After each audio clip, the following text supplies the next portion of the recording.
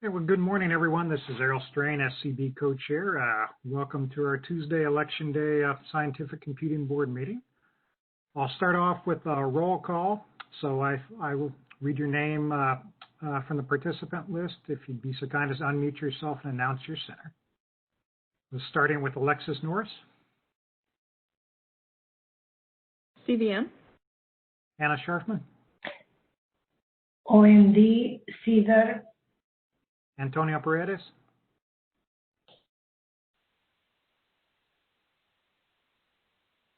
Okay, CT. Babani Das. Morning, Sipsan. Catherine Lee. OTS/OCS. Thank you, Catherine. Welcome. Salinas Roberts.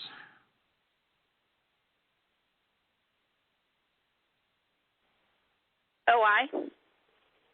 Charles King. This is Charles Hadley King with GWU, George Washington University. Chris Armstrong. Yes, present. George Washington University. Here with Hadley. Okay. Thank you, Chris.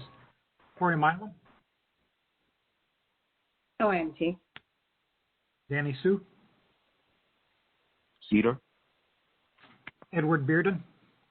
NCTR. Emily Boha.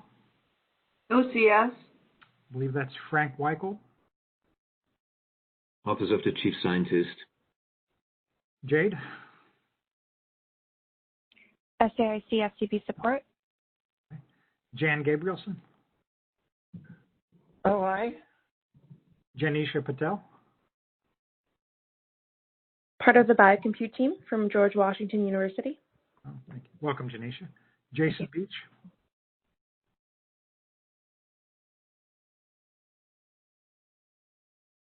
Okay. Joe Meehan. NCTR. John William DeClaris. Good morning, Cedar, OCS. Jonathan Boswell. CDRH. Jonathan Keeney. GWU. Mark Walderhog. SCB co-chair. Mia Mercer.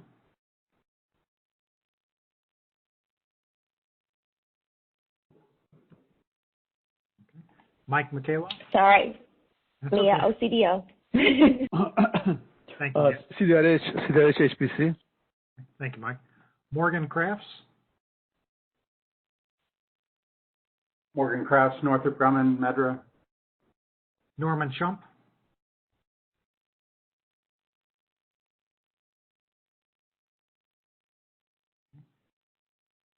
Patra Volarath. Justin.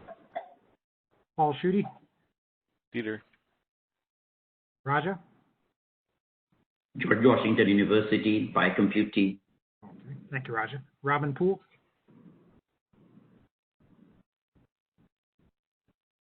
Cedar. Sarah Meiselman. SAIC SCB support. Sean Porter. OI. Stella Lee. CVM. Ted Peterson.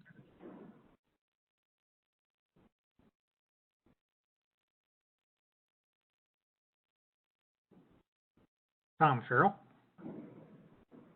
Hi, Sipsan. Tom Madrew. Sieber. Tony Sen. Sipsan. Yulian Shen.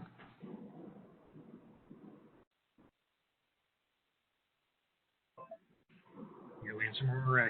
If there's anyone whose name I did not call and you'd like to announce yourself, please do so now.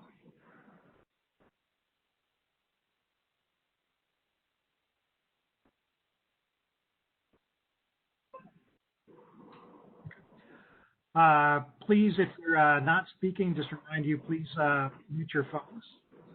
And before we get started here, we're going to have a discussion and update from BioCompute.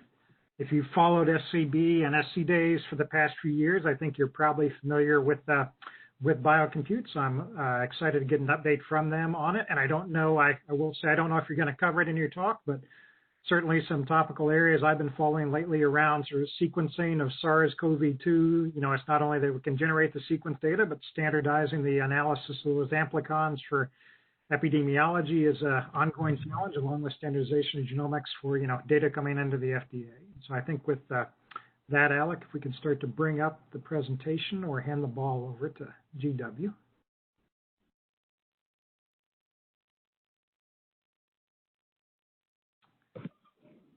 Yep.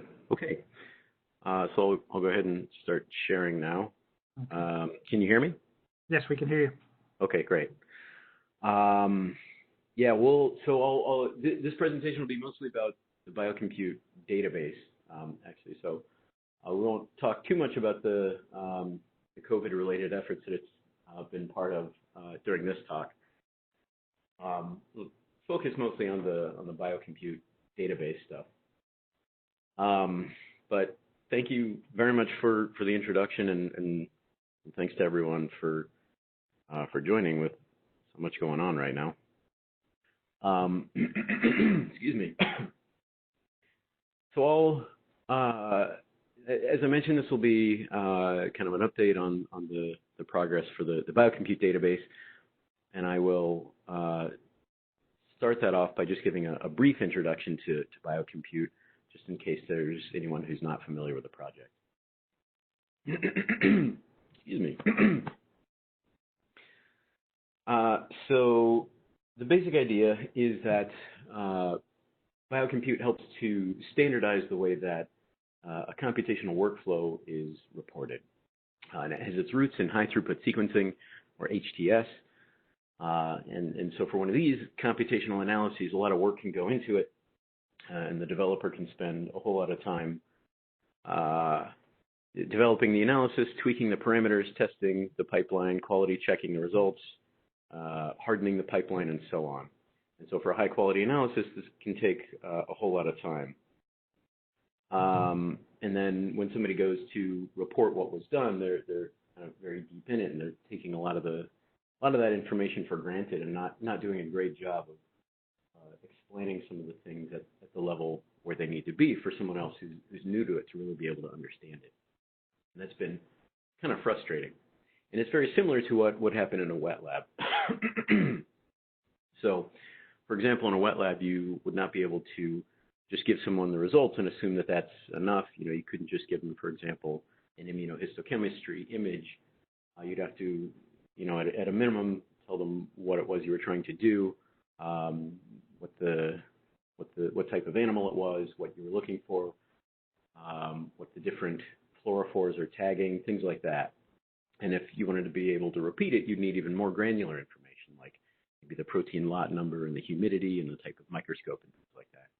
And it's no different in a computational analysis. You need that level of granularity in order to be able to first understand an experiment, and then second, be able to repeat it.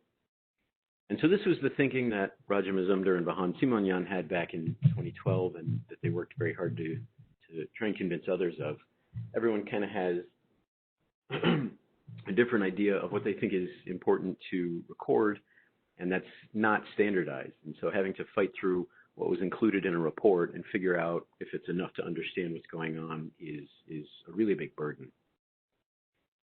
And so one of the places where it was most concretely felt was in submissions to the FDA.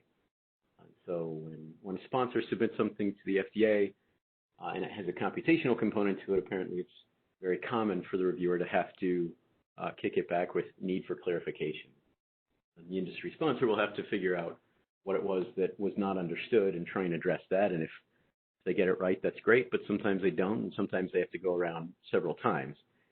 So it can, we heard a couple of stories that were taking several months at a time. And you know, it's kind of hard to put a dollar on it, but very high dollar amounts were estimated to have been wasted. And this is just to get a reviewer enough information just to be able to make a decision. So it was a little bit frustrating on both ends. And so what some reviewers started doing, this is one example, is kind of putting out some of their own suggestions. So if you're going to submit a computational analysis to me, these are the sorts of things I recommend that you do. This one had two components to it. It had the data and the data processing steps. And so since then, a data standard has been developed. So now we're talking about the second part of that, which is the data processing steps.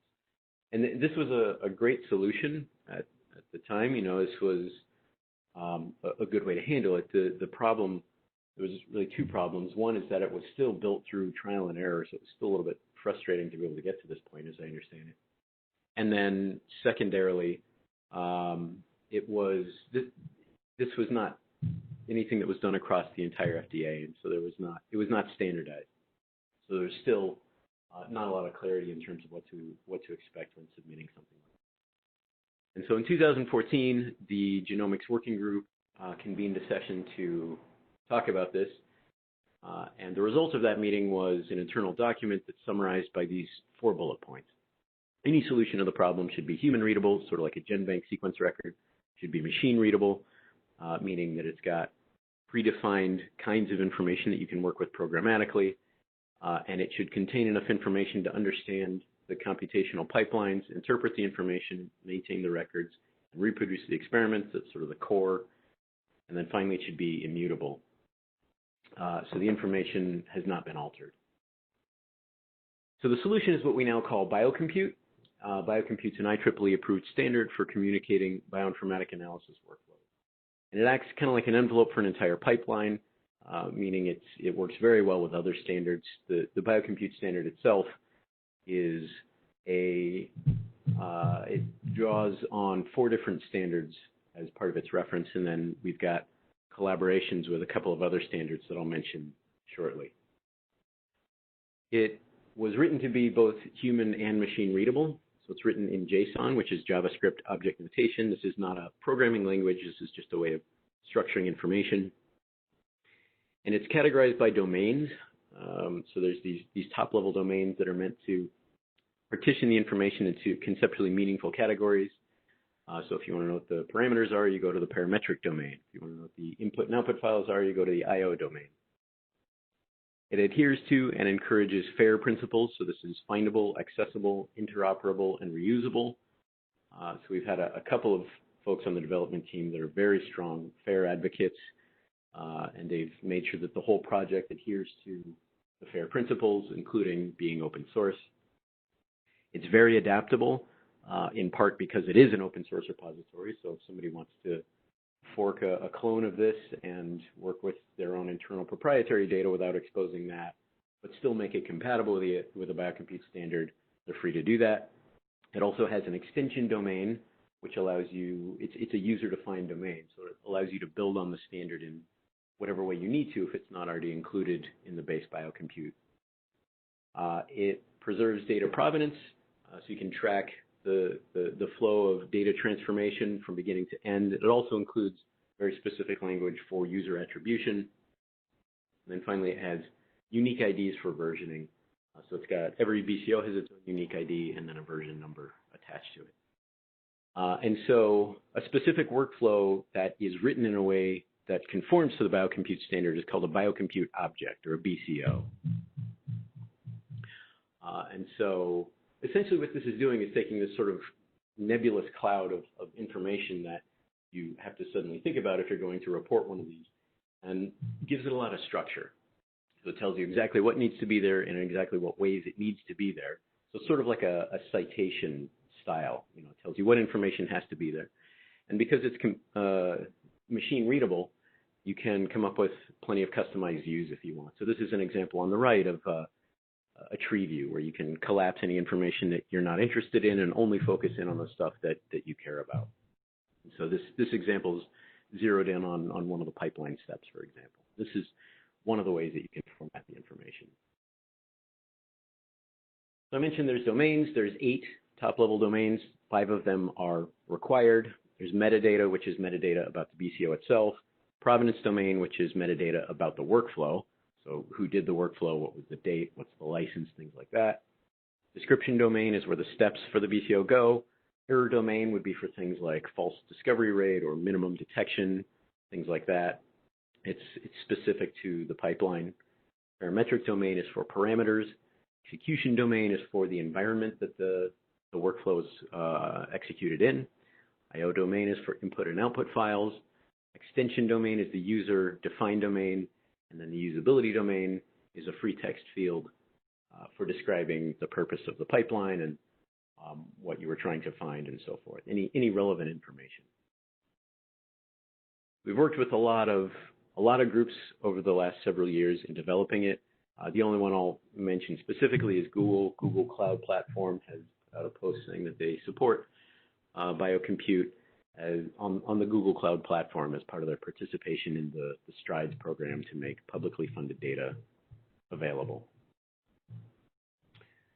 I also mentioned that it is standardized, so this is the link to the official standard. I think all FDA has access to this. This will also point you to the official repository. So the official name is IEEE 2791-2020. It's sort of a mouthful, so we still refer to it as the BioCompute Standard. Okay, so that's a quick intro. I'll talk a little bit about the database. The database is part of an active BAA that has a few components to it. The first is training for FDA personnel to be able to make and use and read and interpret a BCO. It also covers a few prototypes. So there's a BCO CWL. CWL is Common Workflow Language, which is for portability of execution. So BCOs they are pretty good if you're within the context of one platform. So if you had a workflow that you had executed on, let's say, the HIVE platform, and you wanted to re-execute that, it would be pretty useful in that context. But it's not particularly designed for portability of execution, meaning you couldn't really go from one platform to another very easily. But that is what CWL does, and that's one of its strengths. And so one of the co-founders of CWL has been part of the development team on BCO for several years now. And so over the last year, as part of this BAA, we've been working on a prototype that combines the two of them. And so we'll be demonstrating that one shortly, as a matter of fact. I think November 20th, I want to say. So if that's something you're interested in, please attend that one too. We also have a BCO RO. RO is Research Objects, and that's a big effort to package all of the elements of an experiment, not just the computational aspect. So the PDFs and publications and things like that. So it's all got one sort of central place to get it. We've also been working on that prototype as well. And then beginning year 3, there's a couple of other joint projects that are going on. One is to integrate BioCompute support into the 7 Bridges Genomics platform, and the other one is into the DNA Nexus platform. So those are scheduled to begin in about a year, and hopefully those will begin without issue. And then the last element of the BAA is the development of an open source database and an associated portal, which is the part I'll be talking about here. So the database is meant to be a central place where any sponsor can submit, whether it's in the context of a regulatory submission or research, they can directly submit their BCO to this database, and then an FDA reviewer or administrator can go access those BCOs whenever they need to. And so this will let reviewers better understand the procedures that are associated with a specific sponsor analysis and act as an official vehicle of communication. It will facilitate better scientific communication of workflows with little additional communication outside of the original submission. It'll be useful for self-education or even templates for reviewers.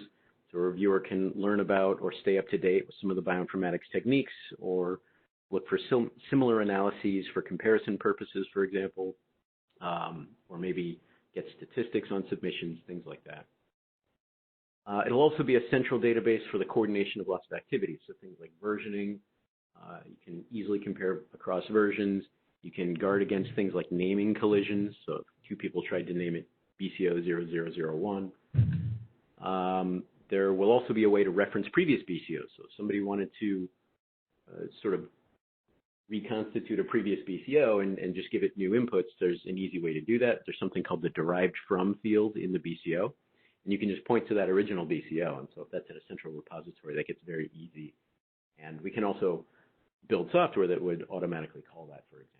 So coordinating all these activities by having a central place for it gets much easier this way. And there's 2 components, the database and the interface. We call the interface the portal. And the portal also has a component called the Registry, which I'll just very briefly mention. I won't say a lot about it, but just so that you know how naming is handled. The Registry is a place where different sponsors can register a domain. So every BCO has a unique ID. And the beginning part of the unique ID is the same. The way that it's currently built uses our own URL as the beginning. So it's this portal.aws.biochemistry.gw.edu. That part is static and it doesn't change. Then there's this domain, and this is something that would be registered. So in this example here, we've already registered the domain BCO, and then anything after that, we would have control over. So we could call it BCO _ and then a number, or Jonathan's BCO-A, or something like that. So the domain gives a sponsor control over the way that they name their objects, and it takes the burden off of the FDA in terms of having to coordinate all the names. And all the database has to do at that point is just check that there's not already one of those that exists, and if it does, it just informs the sponsor that they need to change the name because within their domain, that name already exists, so there's a name collision. And so in order to claim one of these domains, a sponsor just goes to the registry and types in those searches for the domain that they want, and if it's available, then they register it with an email address. So that's the way that the naming is handled in the front end. And so this is a look at the portal. This is the initial draft of the portal. So you go to this front page here, and the URL is down in the corner. I'll also have the URL up at the very end if you're interested in checking it out. But you would go to this portal and sign up for an account. Once you're in, it takes you to this dashboard.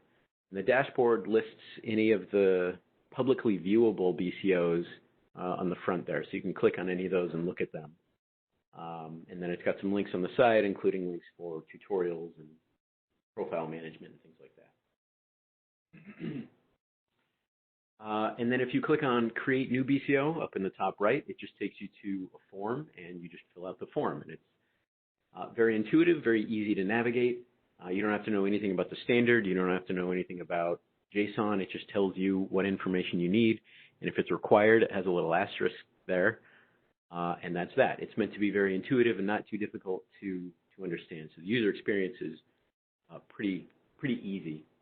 And if you need to add another item, you just click the Add Item button. And it kind of just walks you through building a BCO in this way. And then when you're done, if you want to view it, or if you click on one of those previously built ones, there's two ways that you can view it. The top part is the tree view. So this is a similar thing to what I showed you previously. This is just where you can collapse different parts that you're not interested in viewing. So you can expand any of those pieces that has a plus next to it that you want to look at.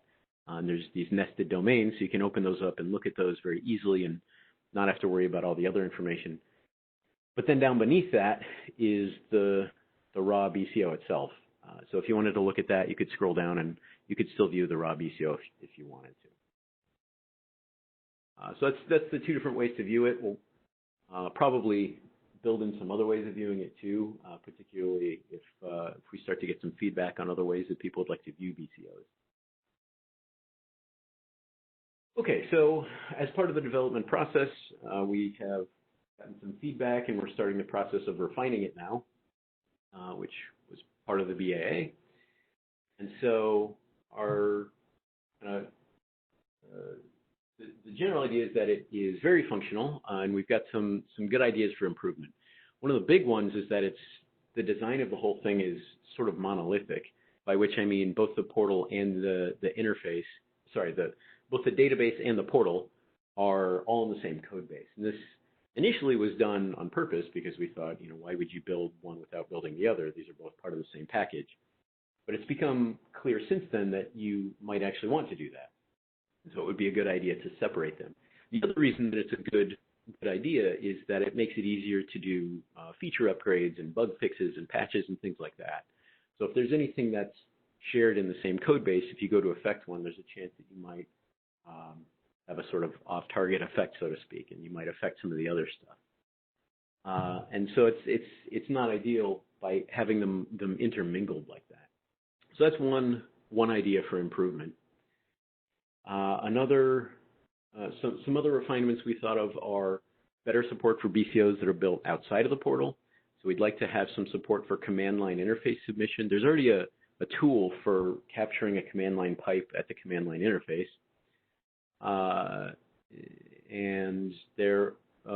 But we'd like to have support for depositing those BCOs. I just saw that a comment popped up, but I didn't quite catch it. So let me open up this. Including automated gold standard full display that can be used to assure that other tools using the open source elements are interpreting the open source correctly. No, that's a great question, and I think that's, at least not to my knowledge, I think that's something that we could probably add. So I'll pass it along to Hedley and Chris, who are both on the phone or in the meeting with us right now. So no, I don't think that there's a way of sort of ensuring that others are using the source code in a particular way. That said, what I will say is that we are adhering to some pretty well-respected standards for the way that the code's built, which I'll mention in just a minute. And there is a built-in, right, so Roger's mentioning there's also a validation tool. There is a built-in way to make sure that any object that is built conforms to the standard. So the final product of the source code does indeed have a built-in way to make sure that BCOs conform to the standard. So there's sort of two levels to answer that question. Did that answer your question? This is Anna Sharpman. I think that you are putting the system in jeopardy of making it non-interoperable. You need to have a gold standard that, if not a system, I have worked with much simpler systems, but much, but not having a gold standard that can be perfected, where others can emulate but also identify the problems. This happens even in a clinical laboratory environment. We need to have gold standards. Mm-hmm. So when you say... It's an automated system that will perform all these tasks perfectly well as we understand at the point in time, and that can be updated, and let other people try to use the open source to make improvements, but you need to have a reference. If not, this is going to create a lack of interoperability that is going to be very difficult to untangle. We can talk, later if you want. I can show you some examples. Yeah, that'd be good. We should definitely connect more about it, because I'm interested to hear kind of what you've got in mind for the gold standard, and in particular for automating that. So thanks. Yeah. I can chime in here and answer a little bit what Jonathan is going to touch on a little bit later, but I can try and clarify it right now. The process that we're looking at for accepting objects from other outside sources. So we're using Galaxy, and we're using the HIVE platform as our test subjects for how to implement this. Is the objects will be created by the platform, and then via API will be pushed to our database. So the recommended procedure will be that a platform or tool pushes it to the database or the BCO portal, where it's stored in the database temporarily until somebody logs in, edits the object, which also includes the confirmation and the validator, and then the object is deposited into the database as a public object and is viewable. Does that make sense? Those standards, once it's in the system, then it's going to supposedly stick with a common schema or methodology, so you can keep this untangled it's not the gold standard, but I see your process to keep the schema and the structure in some type of standard. And we use Galaxy too on IM, so that's good. So yeah. I mean, the only standard we're talking about here is what was approved by IEEE, and that's what has been. Oh. I mean, so that's the IEEE standard. BioCompute is the common name for the standard, and IEEE 2791/2020 is the scientific name for the standard, kind of a thing.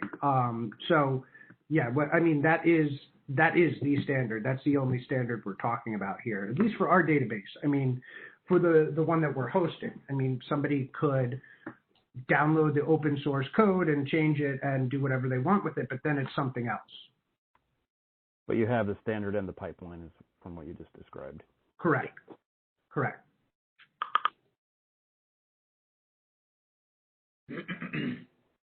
Okay. So some other ideas that we've got for it, we would like to have some better object manipulation tools, and so that includes kind of an edit mode. And this would be for BCOs that are in progress but not yet published. So you've got a practice space for them. We'd also like to have better support for advanced permissions, including viewing, downloading, editing, so forth. So if you wanted to work collaboratively on a BCO with someone else and give them specific permissions to work on part of it, it'd be nice to be able to do that. We'd also like to have some advanced searching capabilities, like searching for specific data in specific fields, maybe the license or something like that.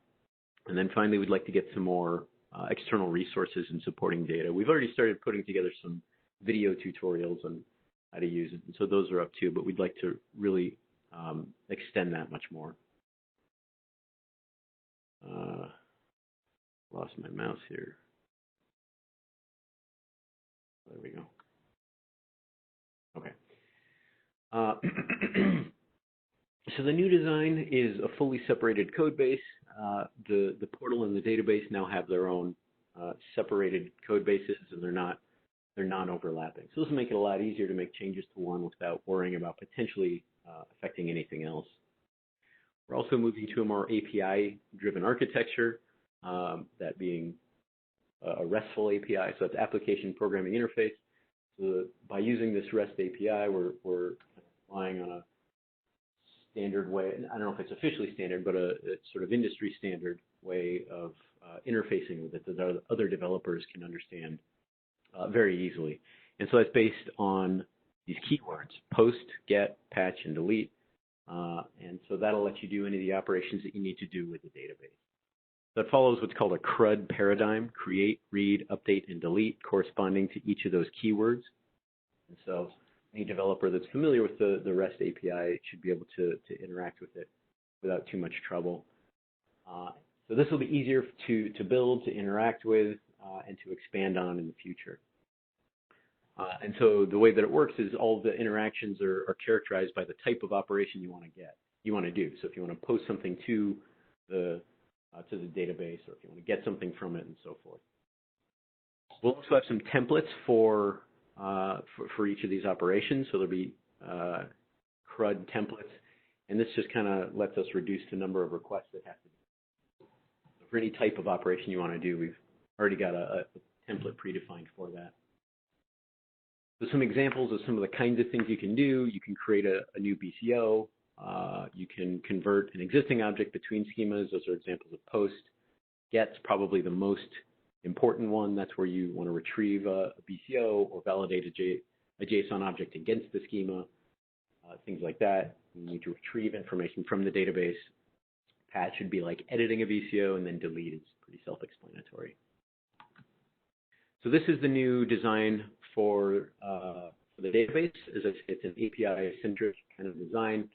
So the API architecture is in beta. We've built that. It's currently undergoing testing for validating BCOs against the IEEE schema. We have modularized the code. That's now in 2 separate code bases, and it can also be engaged by a command line or by browser. And the template system is also up and running. So next steps are so we'd like to have the first public-facing repository up and going in about 2 months. This will house any of the created objects. We'd like to also convert the existing API code into a Python package. That'll make it a lot easier for deployment and configuration. We will wrap the API in what's called Open API, well, Swagger, which is based on Open API framework. This will just help us kind of standardize everything that we've done and make it easier. And then lastly, we would like to strengthen the security of the API. Probably going to be like a token-based security, I think. So we've got some mock-ups of the next version. This is kind of this card-based version of it, where the different pieces are kind of in their own little space there, and it's got a news feed on the side, and then we've got a big space for all the supporting documentation underneath. And that's going to include tutorials and walkthroughs, YouTube videos, and links to the IEEE schema as well, and probably a best practices document too for some of the things that would not be described in the standard itself. You know, what do you do when you encounter X scenario? This is a mock-up of the documentation page. So we've got documentation on Bcos and the BioCompute project generally. What is BioCompute? What are BioCompute objects? What's the specification, etc. Documentation on the portal. So this is some of the supporting documentation that I mentioned. We'll have a space for videos underneath it too. The registry will also be updated to interface with that a little bit. So you would just go to the top and search there. And if it's already taken, it'll give you some suggestions for some other alternatives. And if it's not taken, then you just add your email address and click register, and you own that domain.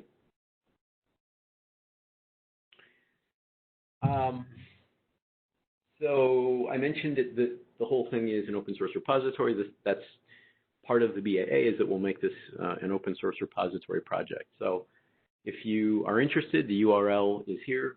Please feel free to go check it out. And this is where we'll continue to host it. So our next steps for this are to finish beta testing for the API, to test out that template system that I mentioned for for interfacing with the portal, or with the database rather. To finish building the public-facing repository, I mentioned that'll probably be in about 2 months. To convert the API into a Python package, that would probably happen shortly thereafter. Same with wrapping the API in the Swagger framework. And then strengthening the security of the API will be ongoing. I would imagine we'll probably have a stronger system. I mean, I'll defer to Hadley and Chris, but I would estimate probably in the 2 to 4 month range, I would guess. And then once all of that is done, we have to beta test the entire system. So that'll be a few months in the future. And then package all the code for deployment and host the documentation. That's kind of charting out for the next several months, several months to a year of this project. So I need to acknowledge everyone that's part of the project. Roger Mazumder is a professor at George Washington. He's the PI on the project. Hadley King, who was answering one of the questions, he's the technical lead. Chris Armstrong is also on the call. He's a development lead. And Janisha Patel is also on the call, and she's the outreach lead. And again, the link to the portal is on the slide here in the lower right. So that's an update on the progress with the database, and happy to take any questions. Yes, have you worked with how your objects go in and out of graph databases and graph queries? I mean, it's all I'm sure obviously compatible with BioCompute. I was just wondering if you've done any testing with Neptune or Neo4j, other systems. That's an interesting question. That was suggested actually earlier by a different reviewer, and we kind of conceptually explored the idea. I don't know, Chris or Hadley, have you sat down and explored working with the graph database in the back end very much? Yeah, so Mark Walderhow had suggested that about a year ago, I believe, and we started looking into it, and it's, at this point, with what we're dealing with, it is kind of hunting ducks with a battleship. Graph databases are much more complex than we actually need for what we're doing right now is, we're creating lightweight metadata objects about how an analysis was run. Something like what Jonathan touched on, something like a research object, which incorporates BioCompute as a sort of manifest.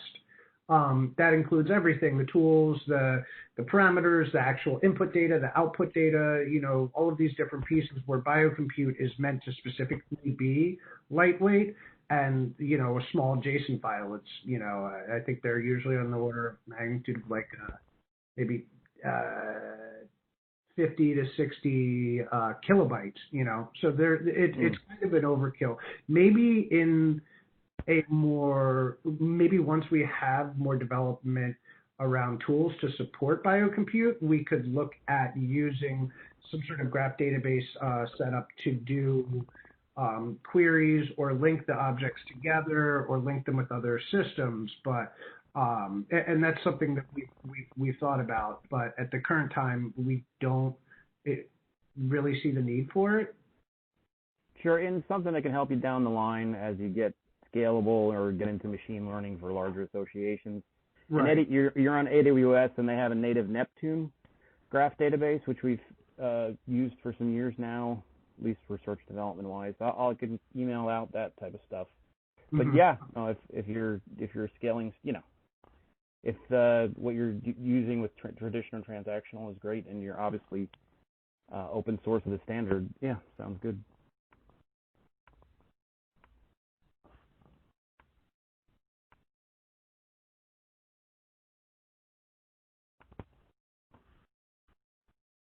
So, other questions for Jonathan?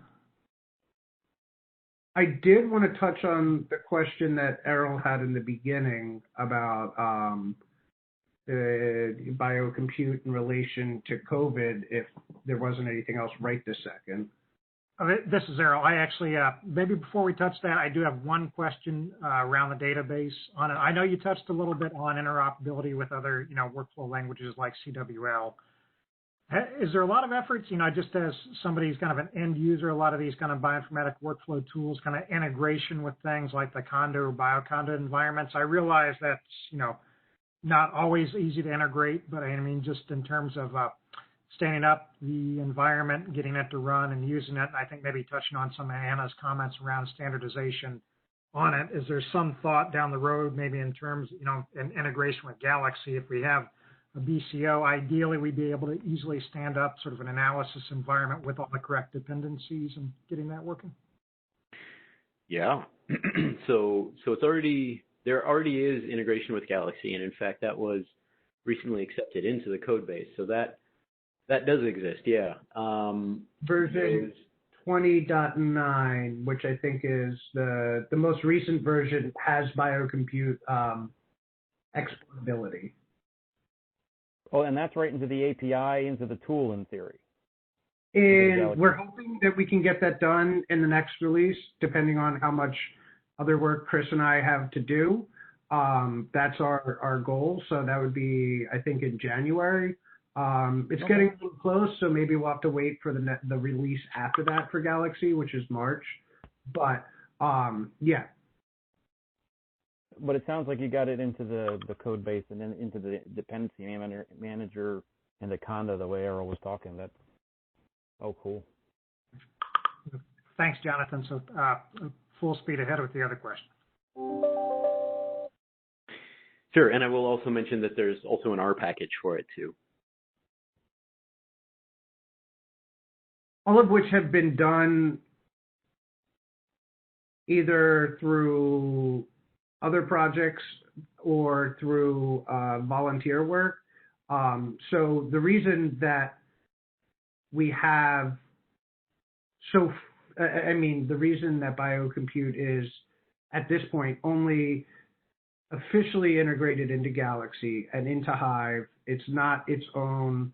And there's an R package. Those were all done via other projects. So So maybe I can add one of the biggest things that the BioCompute or as a consortium has achieved, and also trying to do more of, is getting community input, feedback, and also work. So Galaxy, as you all know, has a huge community behind it. So BioCompute also has its own GitHub space. So earlier, I think Charles, you mentioned about GraphDB and so on. I'm going to ask Janisha to reach out to you. So what we actually prefer, so one is the work that we are doing for FDA, that's already we are working on. But there's this community effort where we would like people to go and contribute in GitHub directly, ideas, content, code, which is how we feel it's going to operate better. And this is on the playbook from Galaxy, a lot of it, the way they have, and CWL, the way they have been engaging with the community. So the standard is all set because that's IEEE standard. We cannot change that. But on the other hand, the tools that we are talking about, that's where a lot of scope is still there, how to shape usage and make it even better, right? The interoperability that Anna mentioned and so on. Yeah, you guys are going in a great direction, especially you're already integrating with Galaxy, and yeah, sounds great. Happy to reach out. Thanks for the effort.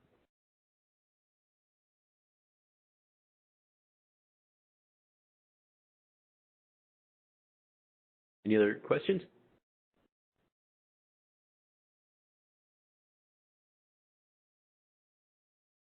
Thank you for the extraordinary work that you are doing. Yeah, and thanks a lot for your comment. I look forward to talking with you a little bit more about it. I am also looking forward. And Hadley, was there one more thing you wanted to mention, or was that it? Did we cover it? Oh yeah, thank you. That one had started to slip my mind. So in relation to the actual use of BioCompute objects in FDA submissions, and together with Mark Walderhaug, Eric Donaldson over in Cedar, over in Cedar, and with a corporate bioinformatic partner, we did a mock clinical trial. We developed in silico data, and this was based on HCV, because we've been doing this for the last 2 years or so. So yeah, so it was based on HCV, and we did a submission using BioCompute objects as the vehicle to communicate what the analysis was. And then Eric Donaldson did his own independent review using the BioCompute object to evaluate the pipeline. And we went through the entire process of a mock review and wrote a publication for it, which is, I think, the final stages of getting approval from the CBER folks for publication, and then we'll have a version on bioRxiv and start submitting it to a couple of journals we have in mind. But so we do have, in long story short, we do have an example of how to actually use a BioCompute object in an FDA submission that we hope will be used as an example for others, both reviewers and sponsors, and how that process can work. And I don't know, Raja or Jonathan, did you want to add anything to that, or? No, I don't think so. That was a very good summary. It has been used in a couple of examples with viruses, and that was that's a good one. And as Hadley mentioned, that one's almost ready for publication, so that's really exciting. This is Mike. I have a question regarding this technology. In general, this BioCompute objects, and you assume in the future new applications developers, they may use your objects in creating their applications. for instance, Galaxy has so many applications. They interact with each other. There are special, and for every application, they do conduct special work to make them compatible and to create those pipelines or workflows. I am wondering how those BioCompute objects can simplify this procedure. Keep in mind, there was a lot of effort, for instance, for creating programming language ADA, 1990s. And this language didn't go too much far because people didn't use it, and they used C, C++ or other programming languages. With that regard, even though it's supposed to create a standard across the whole industries, but it didn't go too much further. They were also created, but so much money was spent by DoD to create all the standards, to pursue all this language, but I didn't go too much. But my question is, how is this BioCompute object can help the new application development? For instance, the same Galaxy. Which application, new applications, hundreds of applications adding almost every day, and how they use these BioCompute objects to make to simplify their work for interoperability among those applications. So, this is Raja, by the way, I'm going to add just a couple of sentences. You're right, adoption of a standard is always a challenge. And we have identified, based on feedback from the BioCompute Consortium members, is that to reduce the barrier for adoption, if BioCompute gets automatically created in the major bioinformatics platforms such as Galaxy, DNA Nexus, 7 Bridges Genomics, and inside FDA HIVE, the user doesn't even have the burden. It gets created. It uses so working with the platforms has been one of our main strategies amongst many other things we also do. But that strategy is slowly paying off because, as we mentioned, BioCompute can be created. You run your analysis and the BioCompute is done. End of the analysis on HIVE or Galaxy or 7 Bridges already. And yes, there can be more improvements in terms of visualization and things like that. So we feel that could be, if bioinformatics platform usage increases, and we think it is increasing over time, then BioCompute will automatically benefit. And BioCompute already is in the Galaxy main code base. So if you download Galaxy, you'll get that package already. So what we're trying to also do is think about, this is outside of what we are working with here. We are working with some external collaborators to have SDKs, Python SDKs, which will allow us to also generate, BioCompute on the fly when people are writing just code to for their workflows. And using CWL, Nextflow, and so on with the execution domain is also enhancing interoperability without reinventing the wheel.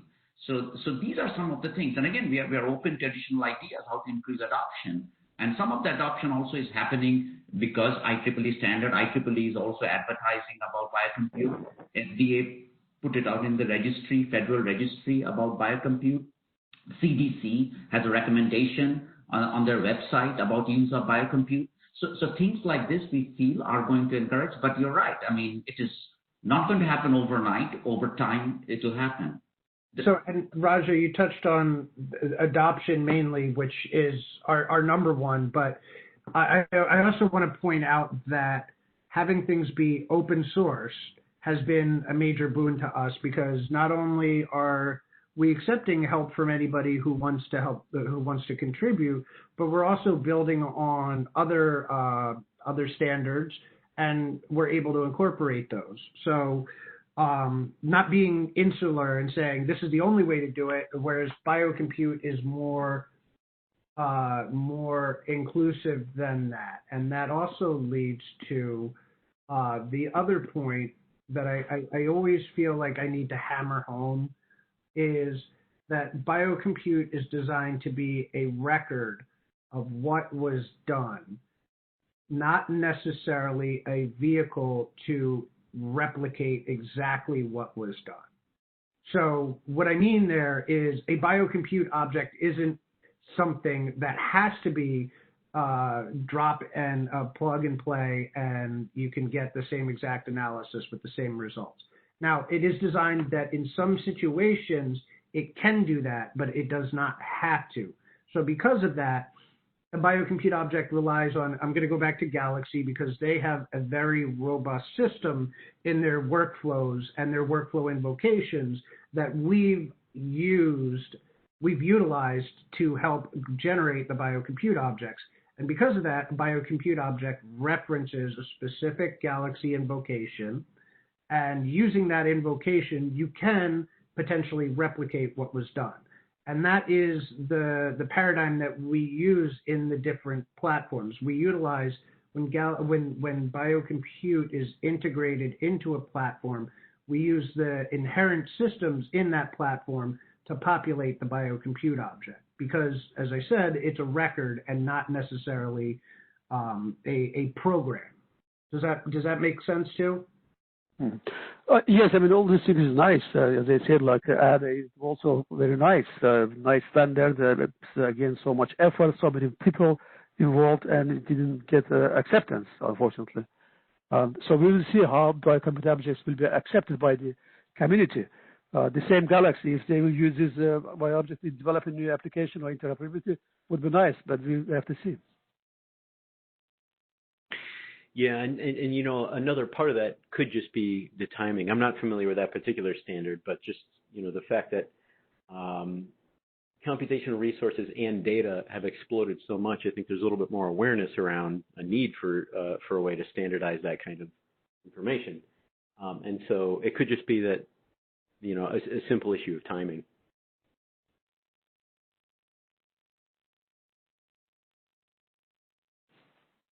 Oh, thank you. Okay, I think we have time for one more quick question here, if there is one.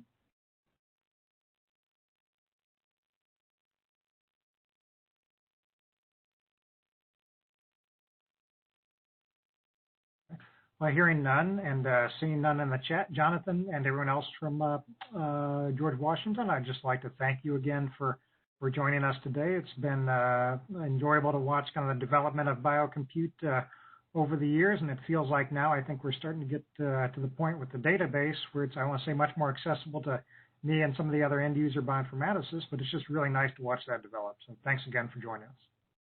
Yeah, and thanks a lot for having us. Thank you. Okay. All right, bye. Okay, and with that, Mark, if there are any closing remarks you want to make before we break? Nope. Okay. Just thank you, Errol, for a great job of having this meeting. Everyone, thanks for joining us today, and we'll see everyone again in 2 weeks. So take care. Bye.